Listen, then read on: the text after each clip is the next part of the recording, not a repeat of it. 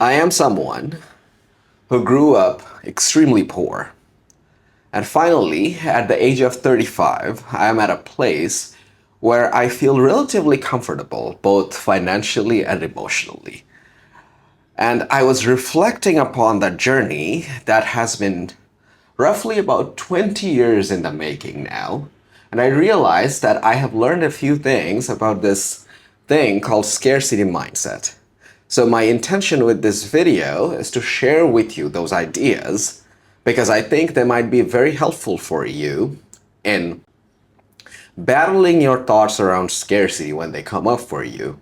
Because scarcity is one of those mindsets that holds us back probably more than anything else when it comes to showing up for our manifestations and just going after what we want.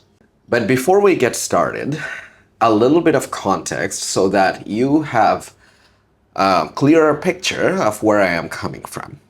When I say I grew up poor, I don't necessarily mean that my family was scraping for food. But by no means we were well off, especially if you compare it to a lower middle class to a middle class first world household.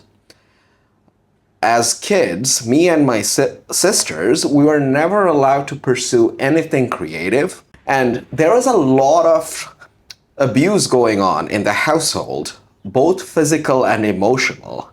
So our nervous systems were always in fight or flight.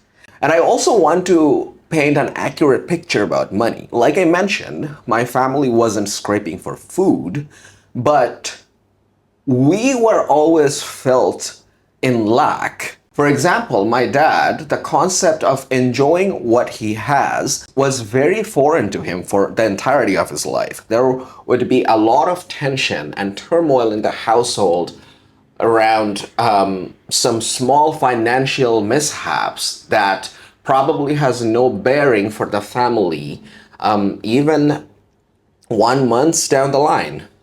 So the emotional component of all of it was what made it particularly bad. And I think primarily when it comes to going after our dreams and what we want in life, it is our emotions and our beliefs and the patterns that we have cultivated over the decades because of our surroundings. Those are the ones that held us back.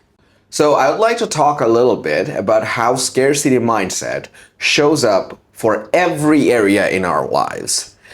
Maybe there's a job that you really want, a job that would make you feel really fulfilled while making a living that makes you feel good.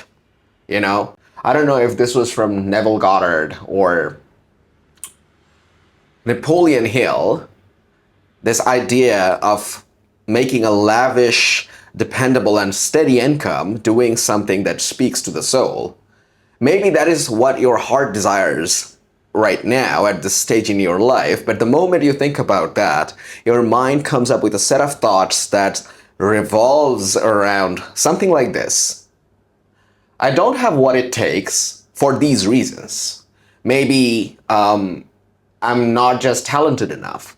Maybe I was not born rich. Maybe I belong to a certain race and people of that race or that background are perceived in a certain light.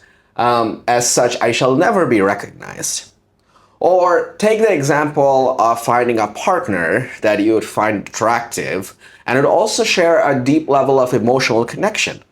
You might have different barriers around that, like maybe you are not conventionally attractive and you tell yourself that women or men, they only want certain type of people for partners without even considering the data or actually putting yourself out there and seeing if your beliefs are true. Another big one, of course, would be money, right? Like we all have our blocks around money. So back in the days when I was working in Bangladesh at a software engineering job, my first gig out of school paid me $700 a month, which is great money, don't get me wrong. I had a lot of fun, I was being able to save up. but by no measure that money was enough to have a good life, even in Bangladesh. Then when I dreamt of working at one of the big tech companies in North America and making essentially like 10, 11 times more, I just couldn't bring myself to believe it because I thought, like, who am I? Who am I to desire that? Yeah, like I can see myself succeeding in this setting that I am in right now, but there is nothing telling me that I have what it takes to succeed on that level, on such a global level, working with a bunch of people who are incredibly smart and are coming from all over the world. Like, these are the creme de la cremes of software, like people building these great software systems that are now Amazon and Google. But somehow I ended up at one of those companies and it all worked out. But when I was going through all these processes, I faced an incredible amount of resistance because my mind was always screaming at me that I don't have what it takes. So I had to push against that to make myself do the work. And that gets in the way of flow. That gets in the way of getting things done in an efficient manner, making the ride joyful and fun and making you excited because you are in this constant battle with your mind, which causes a lot of constriction and tension in the body. And it's just not fun. And you dread showing up. And back in the days, I pushed through all of that just by sheer force and sheer will, and trying to suppress as much as possible. But there's a better way to do all of this. Another big one would be happiness. A lot of us who haven't had the fortune to grow up in a good family, emotionally speaking, where we have had a healthy relationship with our parents, we have been told that happiness and just feeling generally good about your life is not sustainable. So every time something good happens to you, maybe you start thinking that this is not life. Life is essentially suffering, and get in the way of you experiencing the happiness and joy that life is actually throwing at you. So by now, hopefully, I have been able to convince you that this mentality of whatever it is that we desire is not for us because of scarcity, because we are not cut out, because there is just not enough to go on. Let me share what my perspective on that is now. So the first thing is, if you can focus your mind, you're gonna go very, very far. Now, when I say that, I don't necessarily mean that you can have anything you want. At the same time, we can achieve a lot.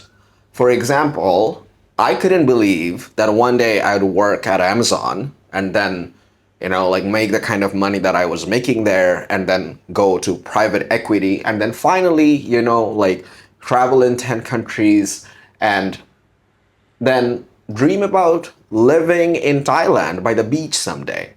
But all of that came true for me, and that happened because even though I was plagued by disbelief, a lot of the times I managed to keep doing the work and focus my mind on the task at hand despite those beliefs. Now, it definitely required a lot of force, which is not the best way to go about it. In fact, I don't recommend you do it like that, which is the whole point of this video. We don't necessarily need to believe that what we want is gonna come true for certain, but if we could entertain a notion of possibility, like I might have what it takes, let me take a chance and let's just show up. And that requires being focused during our work and being engaged with the process. If we can do that on a reliable basis, on a sustainable amount of time, you are going to get very, very far. I think it would do us a lot of good to recognize that our worth as human beings is a given. It has got nothing to do with our material status in this world. And the reason it is important to recognize this is because then you see your journey as a process. Success can be replicated. And it's not that because you belong to a certain social status or sorry, I meant to say a certain social class, or you come from a certain race or a certain background, you're less entitled to it than anyone else. Although, unfortunately, that is what a lot of society and mainstream media would have us believe, and a lot of us have generational trauma, which we have to work through. So it's important to recognize that on a fundamental level, we are all equals and are equally entitled to get what we want out of life. Now, I do want to clarify, by entitlement, I don't mean that life is going to give it to you. You have to collaborate and co-create with the universe. And as long as you do, you have a substantial chance of getting what you want. It's important to realize this because for a lot of us who have a very strong scarcity mindset, one of the narratives that repeatedly keep coming up is that I am not deserving because I was born poor.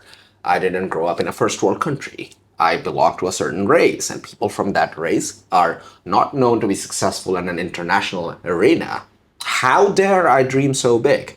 So when those thoughts come up, please remind yourself that our worth as human beings is just a given that applies to people who are materially more successful than you, and also for people that are less successful than you. And it creates this sense of bonding with our fellow human beings, which is also a nice side effect because you live life with more love and more gratitude. So the third idea is that you, my friend, being poor, unhappy, miserable is of no benefit to anyone. See, a lot of us, we harbor this mentality that prosperity and abundance is bad. Like, as the saying goes, money is the root of all evil, or attractive people, rich people, affluent people, they're all just assholes. And these create subconscious blocks, and it's this state of contradiction we are carrying within ourselves that on one hand we want to be like them, and on the other hand our minds are telling us that somehow we are going to be a social disservice if we get to that state. And on a thought level, the manifestation of this is very logical. So you want to go after your desires, but as you start thinking about it, thinking about the process and how you are going to get there, your mind immediately comes up with a story as to why that is a bad thing, and the thought train stops there. That is, if you're not skilled at questioning those thoughts. And then you just give up. Or maybe, like you do it, you do the work, but you just don't feel good about it. Realize that this is not true. You being prosperous and abundance brings prosperity to everyone around you. And this is true for nations, this is true for individuals, this is true for corporations. For example, look at all the rich people, entrepreneurs. I know they're vilified a lot in North America, or generally by a lot of people for being, for not paying taxes, which is one that's associated with Jeff Bezos a lot, like all kinds of controversies around Elon Musk. But these people created jobs that enabled people like me who grew up in the third world to actually get to a place where I can where I can feel good about life. I have no other way to put it. So, are they really all that bad? And what about countries that are very rich? Take Japan or Korea, for example. So these countries, they have done a tremendous job at developing their economy post Second World War. And now everyone in that country basically enjoys a first world lifestyle. They get to travel wherever they want. The general level of economy is so good. I can say the same thing for my father as well. Him doing very well in his life financially is what led to me being able to explore what I want and what I love. And he has also contributed to the well-being of his employees and his family members. So whenever we are more prosperous, by definition, because money is in circulation, we are going to bring people around us up. So you becoming richer, healthier, and more abundant will do good to this world. I want you to know that.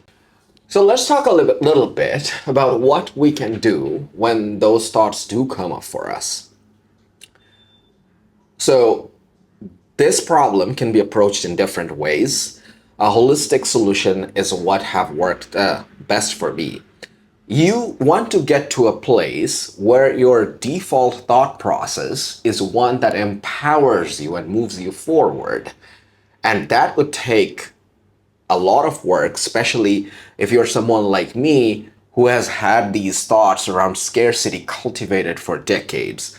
And the best way to do that is to do the subconscious mind reprogramming work that I have talked a lot about on this channel, and I'm gonna link a video on top that addresses this particular topic. So essentially the idea is you do inner work every day, setting 15 to 20 minutes aside, ideally before bedtime, to challenge the thoughts and to install new paradigms. And eventually, if you put your heart into it, there would come a time when the new thoughts are gonna become your default. And the old ones, even if they arise, you're gonna have a sense of detachment from them. So they are not gonna define how your days look like, how you show up for your manifestations, or show up for doing the work and for life in general. And two very important things that I would like to stress upon is relaxation and awareness. So every time you have these limiting beliefs, you will experience constrictions in your body. And then, like I said before, one way to deal with that is to just plow through, like do this hustle mindset type of thing. But that requires a lot of energy and force, and eventually you end up getting burnt out and you just don't feel good about going through the journey. So instead, when the thoughts come up, relax as much as possible. Like literally release from your shoulders, relax your body. Just focus on one area at a time and relax them. And then remind yourself that you are in the process of letting these old paradigms go. And the second one is having awareness and non-reactivity. What I mean by that is when you see these thoughts coming, do not react to them, do not judge them, do not berate yourself in any way. They're just there. Just shine the light of awareness on them and then do the relaxation. And eventually, how they get you into this state of tension and discomfort, that hold is gonna start becoming looser and looser. And you'll experience more peace and freedom. So that's everything that I had in mind to share with you guys in this video. I hope it brought you value. If it did, make sure to like and subscribe and leave thoughts in the comment. And I'll see you guys in the next video.